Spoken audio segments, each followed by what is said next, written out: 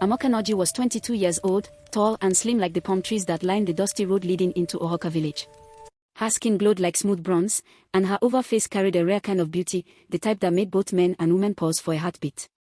But it wasn't her beauty that made people love her, it was the warmth she carried inside, a natural calmness that made her presence feel like early morning sunshine after a long night of rain.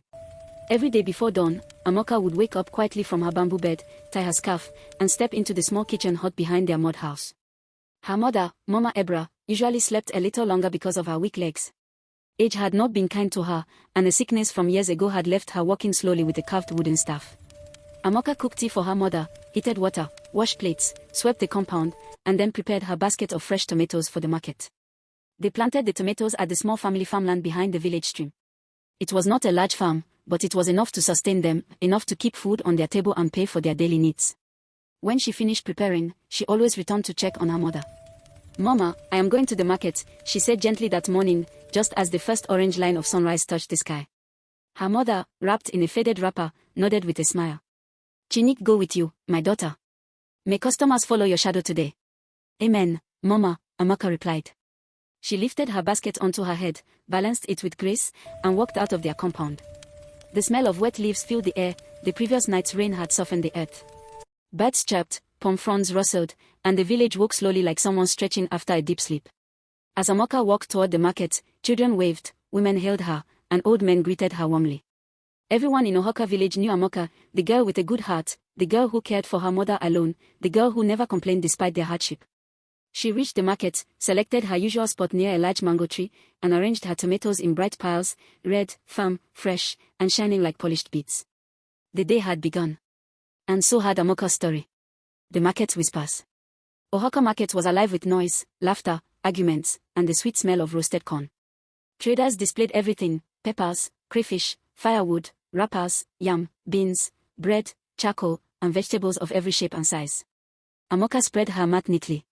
She arranged her tomatoes in round heaps. Her mother had taught her how to stack them in a way that attracted buyers immediately. She sat down, adjusted her scarf, and waited for customers. It didn't take long before the first buyer arrived, Mama Ijoma, a plump woman known for bargaining as if she was fighting a battle. "Amaka, my daughter," she greeted, lowering her bulk to sit beside the tomatoes. "How much is this your big heap?" 500 naira, Mama," Amaka replied with a smile. "Oh. Why will you sell 500? Reduce it for me." Amaka giggled. "Mama, the tomatoes are fresh, and yesterday's rain made them bigger. Let me add extra for you." That softened the woman's heart. "Enwa, give me 2 heaps." As the market became fuller, more customers came to Amaka. They liked her tomatoes, but they liked her attitude even more. She spoke gently, smiled easily, and never insulted anyone. No matter how stressful the day became, Amaka remained calm. But as she sold, she also heard the whispers around her. Ohoka market always carried stories about love, quarrels, money, gossip, and secrets. "Have you heard?" 2 women whispered behind her. "The king's son has returned from the city." "Yes. They say he is looking for land to buy.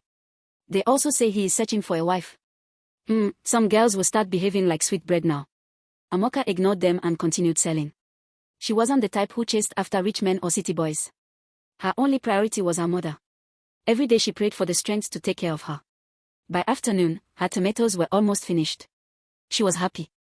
A successful day meant her mother's medicine could be bought. But Amaka didn't know that life was preparing to test her in ways she had never imagined. The rich stranger. Around late afternoon, when the heat had softened and the shadows lengthened, a young man walked into the market. His shirt was neatly ironed, his wristwatch shone like something expensive, his hair was trimmed cleanly, and his shoes looked too polished for a village road. Some women paused to stare.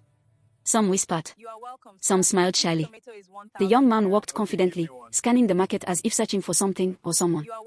And then his eyes fell on Amaka. She was arranging the last basket of tomatoes, her head bent slightly, the sun touching her face and making her skin glow. The young man felt something strange inside him, something warm and unfamiliar. He walked toward her. "Good afternoon," he greeted politely. Amaka raised her head. Their eyes met. She blinked once, surprised by his neat appearance. "Good afternoon," she replied. "My name is Chijok. I'm new in the village. I just came back from Lagos."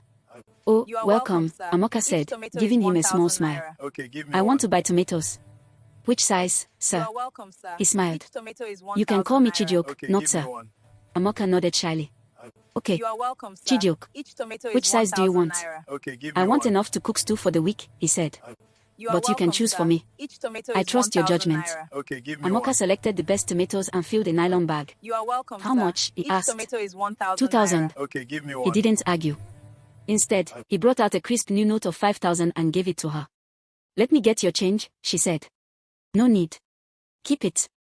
Amaka froze. Oh. No, I can't collect this extra. It's fine, he said gently. Use it for your mother. That sentence hit her chest softly. How do you know about my mother? He smiled. Ohoka is a small village. Everyone knows about the beautiful girl who takes care of her sick mother. Amaka's cheeks warmed with embarrassment. She didn't like unnecessary attention. Thank you, she said quietly. You're welcome, Chijoke replied. Maybe. I will come again tomorrow. I might need more tomatoes. Amaka gave him a polite nod. When he left, the market women rushed around her like flies around ripe mango. Amaka. Who is that fine boy? Did you see his watch? He didn't even bargain. My dear, luck has found you. Oh. Amaka shook her head and continued packing her basket. But deep inside, something had changed. A seed had been planted, one she didn't ask for, one she didn't understand yet, the mother's prayer. When Amaka returned home that evening, her mother sat on a wooden stool outside the hut, peeling cassava slowly. Mama, I'm back, Amaka said. Her mother looked up, eyes full of warmth. Welcome, my child. How was the market? Good, Amaka said, placing her basket down. Mama, I sold everything.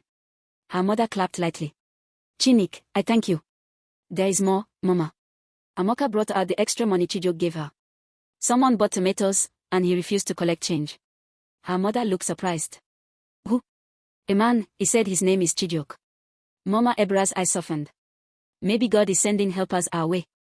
Amaka didn't reply. She simply entered the hut to prepare dinner. Later that night, after eating gari and okra stew, her mother prayed before sleeping. God, bless anyone who helps my daughter. Bless the hands that give her peace. Bless the heart that thinks good toward her. Amaka listened quietly. But she still didn't know that the stranger at the market was not done with her. Her life was about to change in ways that would test her strength, her loyalty, and her heart. Chijik's return. The next day, Amaka sat at her usual spot. She didn't expect Chijoke to return. Rich boys from Lagos didn't visit the market twice.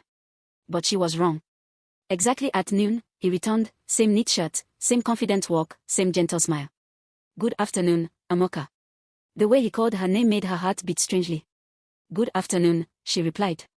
I came to buy tomatoes again. But you bought plenty yesterday, she said.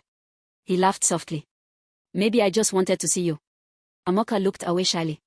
She measured tomatoes for him again, and again he refused to collect change. Why are you doing this? Amaka asked quietly. Because I like your kindness, he replied. Because you remind me of something I lost a long time ago, simplicity. Amaka didn't understand what he meant, but she didn't ask. Can I walk you home today? He asked. Her eyes widened. No. I can't allow that. Why? My mother will ask questions. Then let me greet her. There is no harm in greeting. Amaka shook her head firmly. No. I don't want any trouble. Chijoke sighed gently. All right. I won't force you. But I will keep coming, if you don't mind. She didn't mind. But she couldn't say it. He left again, and the entire market came alive with gossip. Amaka, you have entered jackpot. That boy likes you. Don't push him away, my dear. Good men are not easy to find. Amaka ignored them, but her heart was no longer calm. Something new had entered her world, something warm, confusing, and dangerous. Watch out for concluding part at Amazon and Company. Please like, comment, and subscribe.